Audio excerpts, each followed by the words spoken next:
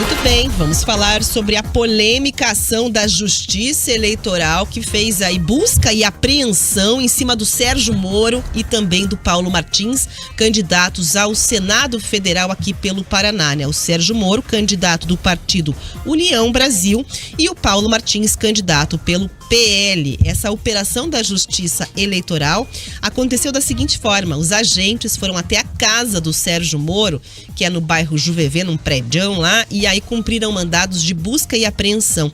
Isso tudo aconteceu depois que o Tribunal Regional Eleitoral do Paraná aceitou, atendeu um pedido aí dos advogados de partidos da esquerda que formam a Federação Brasil da Esperança. Então, que partidos são esses aí, ouvintes? O PT, PCdoB e o Partido Verde. Então, teve uma denúncia dizendo que o Sérgio Moro teria cometido irregularidades nos materiais de divulgação de campanha, né? Em algumas peças de campanha, segundo a denúncia, o Partido União Brasil teria descumprido o tamanho do nome do candidato em relação aos suplentes, que não pode ser inferior a 30% do candidato ao Senado, conforme diz a lei eleitoral.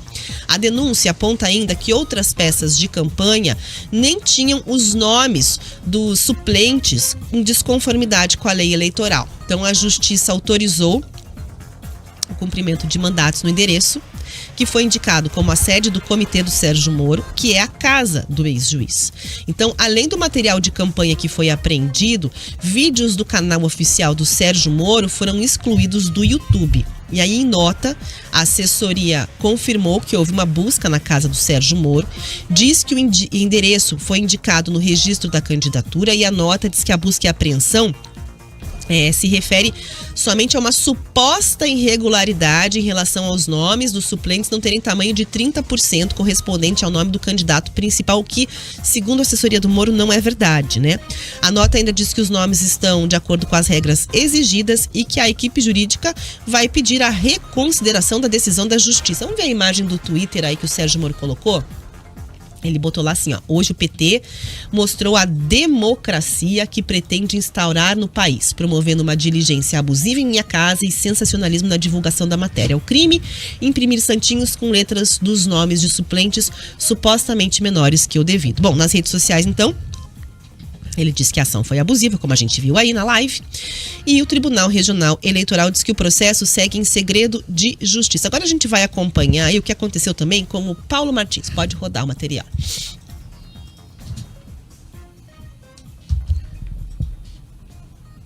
Tem o áudio? Não, então as imagens, tá? Que a gente vai colocar aí. Tá lá na live, né? Tá na live, exato. Quem tá na live tá acompanhando, então. Existe ali a operação, as pessoas estão saindo, carregando então o material do apartamento do Paulo Martins, né? O candidato ao Senado pelo PL também foi alvo de busca e apreensão. A Federação Brasil da Esperança de Partidos de Esquerda também foi quem fez uma denúncia que a Justiça Eleitoral acatou aí, mostrando irregularidades em materiais de campanha impressos e virtuais.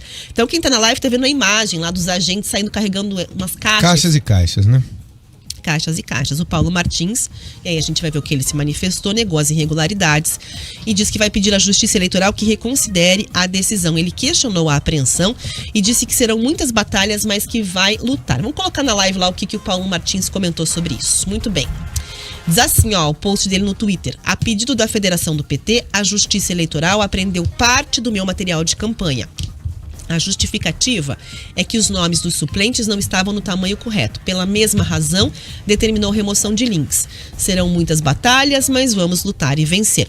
E aí vale dizer o seguinte: depois disso tudo, o Sérgio Moro continuou postando, né? Riva no Twitter. Tava animado ontem. Chegou a fazer até uma associação aí acusando o Álvaro Dias, né? Sim.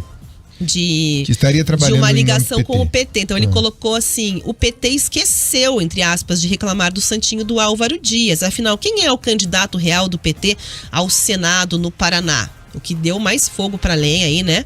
Na questão da campanha. E também, se você acompanhar na coluna do Rick Mais, do jornalista Mark Souza, o Fala Mark, ele traz lá os detalhes, dizendo que um advogado do PT, que teve uma informação, em tese, privilegiada da operação, não deveria, exatamente, tentou entrar na casa do Sérgio Moro no meio desse rolo todo, né? A coluna do Mark informa lá que o advogado Luiz Eduardo Pessim entrou no apartamento do Sérgio Moro com oficiais de justiça, que a operação estava sob sigilo, mas que os advogados dos partidos de esquerda tiveram detalhes e puderam acompanhar tudo. Então ele inclusive conta lá na coluna, né, que 2 representantes do TRE foram recebidos pelos filhos do Sérgio Moro, um menor de idade, que aí acionaram advogados para saber como proceder, né? Rafa, e se não me engano, se não me falha a memória, menor de idade não pode assinar intimação também. Então, aí os advogados contratados pelo PT nessa hora, segundo diz a coluna, também tentaram entrar, foram impedidos, né? Um deles disse que ok, ficou esperando na portaria, mas que o outro insistiu, chegou a subir no elevador com os oficiais, mas acabou barrado na porta do apartamento, né? O advogado do PT teria pedido informalmente que não fosse identificado como advogado, segundo a coluna traz aí relatos de oficiais de justiça, para que ele pudesse entrar livremente no apartamento, que não aconteceu. E aí tem a nota lá na coluna, né? Dizendo que o escritório Pessininha Advocacia repudia a publicação da coluna e diz que as informações divulgadas não correspondem à verdade dos fatos, né? Diz que não teve manifestação do contraditório, aí tem lá a nota completa trazendo o ponto de vista e dizendo que isso não aconteceu, trazendo a versão que eles afirmam que foi o que aconteceu lá na hora. Mas enfim, em resumo, a gente viu a ação que gerou bastante controvérsia em razão do teor, né, e do espetáculo midiático que foi feito em cima, né, em plena campanha eleitoral. Foi espetaculoso, foi ridículo o que foi feito pelo TRE. Gente, dá uma multa. Aplica uma multa, ó. Chama no canto e fala, vem cá, isso aqui tá errado, ok? Esse material vocês, por favor, entreguem se estiver errado e aplica a multa. Não precisava esse espetáculo midiático que foi feito.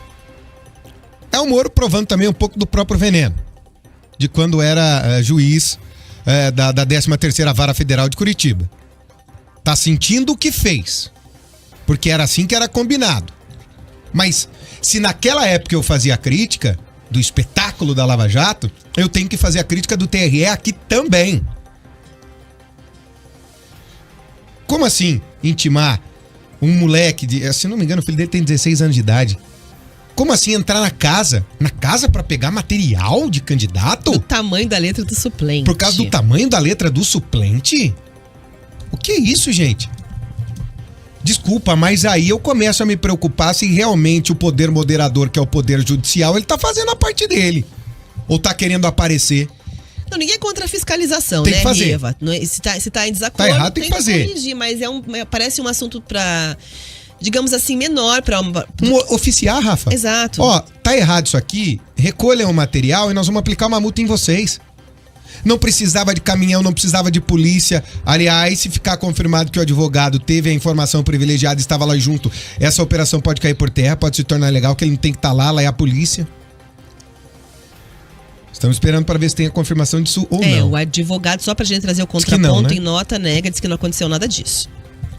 Em que país nós estamos vivendo, gente? Por que nesse país tudo tem que ser espetaculoso? A justiça, ela tem que ser silenciosa. O processo, em tese, está em sigilo, mas... Acabou, né? As imagens falam por si só, né, Riva? A justiça, ela age nos autos do processo. A justiça, ela age na caneta.